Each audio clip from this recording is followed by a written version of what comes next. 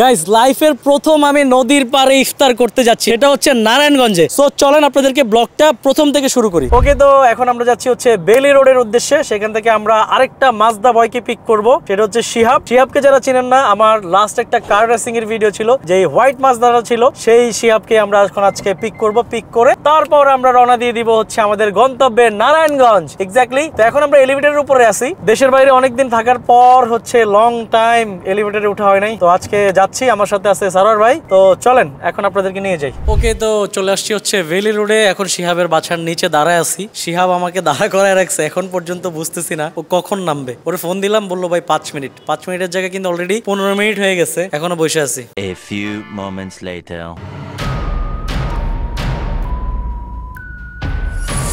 ভাই ভাই উঠো ভাই। কি রে ভাই, গেছে তো ভাই, এই কতক্ষণ ধরে ওয়েট করতে করতে করতে কখন যাবো? সৌদি থেকে কি ভাই হজ করে আসে এতটা টায়ার্ড যে একদম ঠোয়ার সাথে একদম ঘুম ধরে গেছে। তুমি যে তোমার বাসা দাঁড়াও, এখন এই যে দর্শকরা এটা জানাইতে হবে তো, ওর বাসার নিচে আসলে এই যে 25 মিনিট আমার দাঁড়া করা রাখছে, এটা কি ঠিক? আমি সেই কই গুলশানে আমি বলার মধ্যে বান্দায় 2 মিনিটের মধ্যে হাজির হয়েছে। গুলশান থেকে আসছে না কই থেকে। আমি ছিলাম মগবাজারে, আমার বাসা হচ্ছে বেলি রোডে।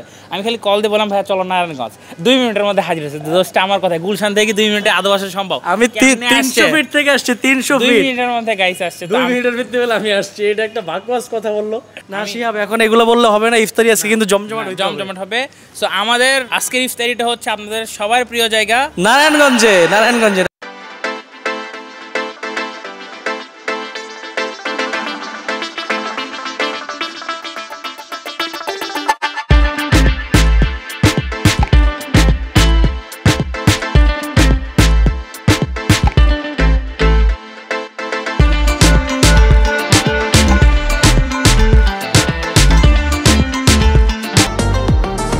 গাইজ আমরা কিন্তু আমাদের গন্তব্যে চলে আসছি। দেখতেই তো পারলেন যে আমরা কত জোস একটা ভাই ব্রাদারের প্রোটোকলে আমরা চলে আসছি নারায়ণগঞ্জের কালীবাড়িতে। তো আজকে আমাদের এখানে ইফতার হবে। তো এইটাও কি এখানে করে যেতে চাও নাকি শিহাব? ভাই বলতে সেরি করে যাবো, কারণ যে যুদ্ধ করে আসছে জায়গাটা যে এত পরিমাণ সুন্দর, আমি তো ভয়ই পাইছিলাম, কিন্তু আসার পরে বুঝতে পারছি যে এই জায়গাটা আসলে কত সুন্দর। তো এই হচ্ছে পুরা নারায়ণগঞ্জের ভাই ব্রাদারের সব গাড়ি টাড়ি নিয়ে একদম চলে আসছে এখানে। তো চলো শিহাব, আমরা ইফতার যেখানে করতেছি ওটা দেখাই। তো আমরা যেখানে আছি এটা হচ্ছে নারায়ণগঞ্জে, আর এই পাশে যদি দেখেন তাহলে এখানে হচ্ছে আপনার নদী, অলরেডি ওখানে ট্রলার দেখা যাচ্ছে। আর ঠিক নদীর পাড়ে বসে হচ্ছে আজকে আমাদের ইফতার হবে। নারায়ণগঞ্জের ভাই ব্রাদারের ইনভাইটেশনে আজকে চলে আসলাম আমরা নারায়ণগঞ্জ ইফতার করতে। নাকি কি অবস্থা? এই তো ভালো।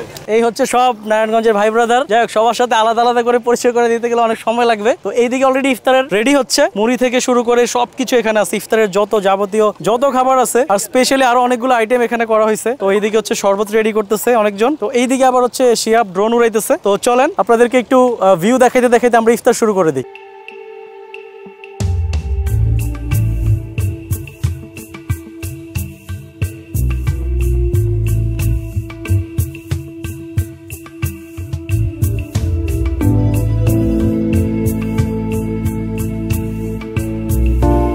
ভাই রে ভাই, নারায়ণগঞ্জের মানুষ এত খারাপ। শিহাব তুমি কি বলো, খারাপ না? খুবই প্রচন্ড খারাপ ভাই। এরা না ভাই, এটা নেন ভাই, এটা তাড়াতাড়ি শেষ করতে হবে ভাই। দেখছেন না ভাই, এখন তাড়াতাড়ি ইফতার শেষ না করতে করতে আরো যে কত কিছু নিয়ে আসতেছে। একটু পর পর খাবার কইতেছে, খাবার যদি না খাই গলায় পাড়া দিয়ে খাওয়াবে। তুমি আমার এগুলো না কয়ে ইচ্ছা করে তুমি আমার বিপদে ফেলাই দিলে না।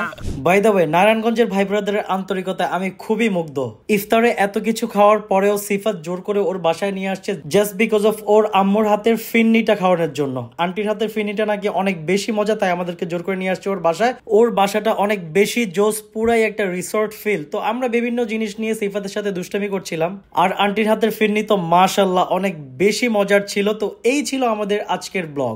ওকে গাইস, তো আমরা ব্লগের একদম শেষ পর্যায়ে চলে আসছি। এখন নারায়ণগঞ্জ থেকে ঢাকার উদ্দেশ্যে রওনা দিচ্ছি। তো নারায়ণগঞ্জের ভাই ব্রাদারের যে ভালোবাসা পেলাম, আলহামদুলিল্লাহ। আমি কখনো ভাবি নাই যে নারায়ণগঞ্জের মানুষ এতটা আন্তরিক। ট্রাস্ট মি, মানে কি পরিমাণ আপ্যায়নটা তারা আমাকে করলো। প্রচুর খাওয়াইছে, জোর করে খাওয়াইছে, মানে খাওয়ার জন্য পারে না, মারে আমারে, এমন অবস্থা করছে। যাই হোক, লাভ ইউ নারায়ণগঞ্জবাসী আর নারায়ণগঞ্জের ভাই ব্রাদার স্পেশালি। আপনারা যা করেছেন আলহামদুলিল্লাহ। ইনশাল্লাহ ঢাকায় আসলে হয়তো আমি এত বড় করে করতে পারবো না, চেষ্টা করবো ইনশাল্লাহ তোমাদের জন্য। তো লাস্টলি এটাই বলবো, ভিডিও যদি ভালো লেগে থাকে, যারা ফেসবুকে দেখছেন তারা লাইক দিয়ে দিবেন, কমেন্ট করে জানাবেন কেমন হয়েছে, এন্ড শেয়ার করে দিবেন। আর ইউটিউবে হলে সাবস্ক্রাইব করে দিবেন নীরব মেহরাজ ইউটিউব চ্যানেলটাকে।